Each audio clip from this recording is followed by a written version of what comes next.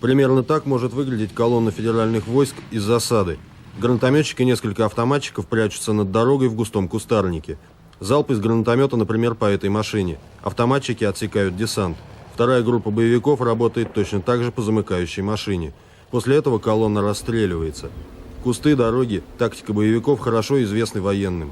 Разница только в том, что это не Чечня, а Ингушетия. И боевики применяют эту тактику здесь.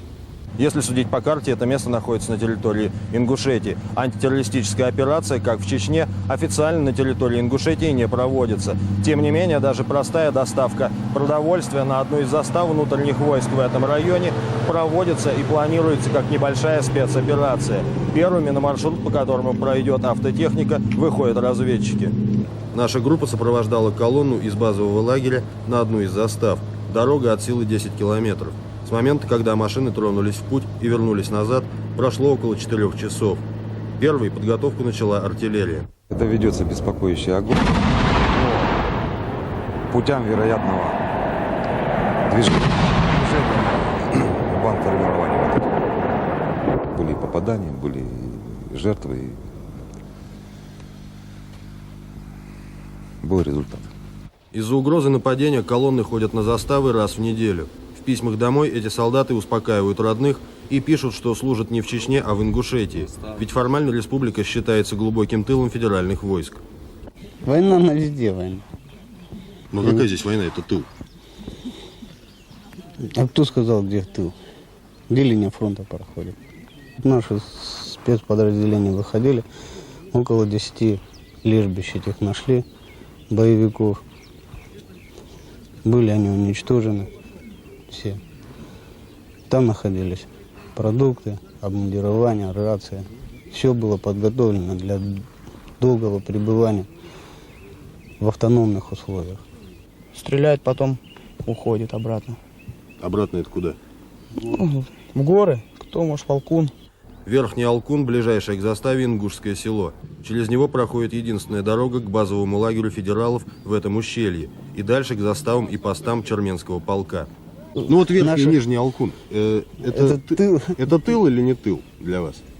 То есть у вас есть уверенность, что оттуда в вас не будут стрелять, когда вы будете ехать мимо?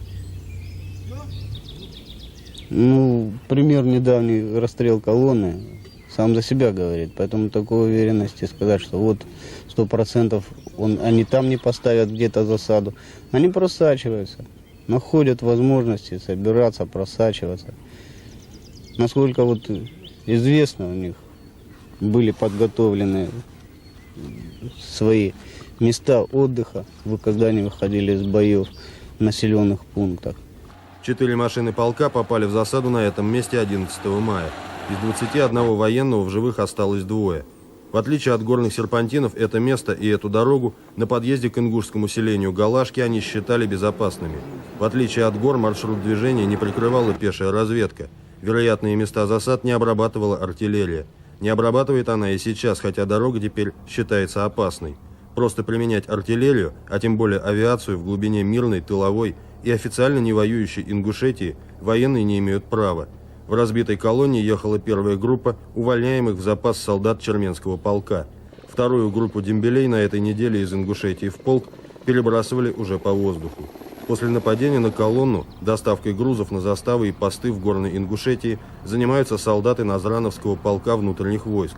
У военных есть слабая надежда, что на солдат ингушей боевики-чеченцы или свои же ингуши нападать остерегутся. Без серьезных пособников здесь, в Васиновском ущелье, нельзя было и напасть на нашу колонну. Это уже 680-го полка, который вы знаете.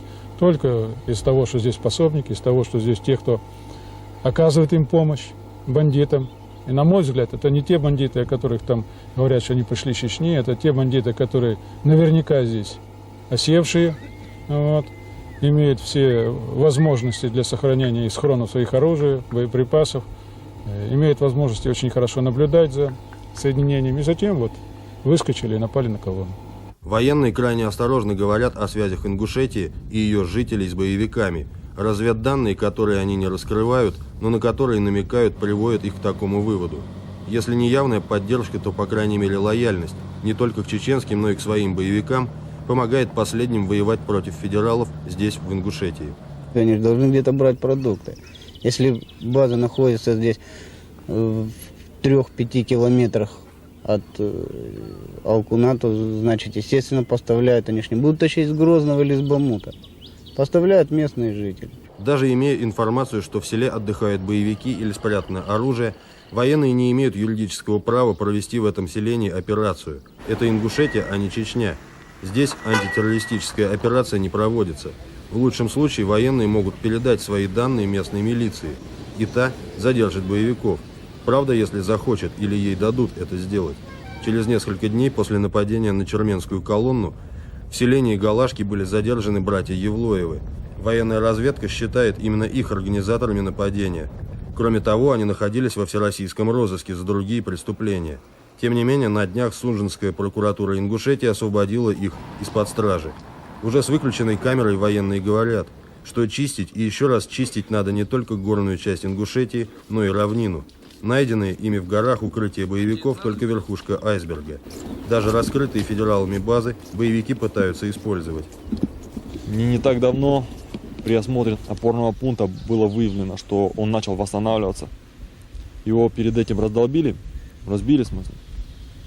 Потом инженерная разведка пошла проверять маршрут и выявила, что вот расчищаются снова блиндажи, заново накаты делаются, снова появились следы вот там пребывания. Вот здесь совсем недалеко здесь.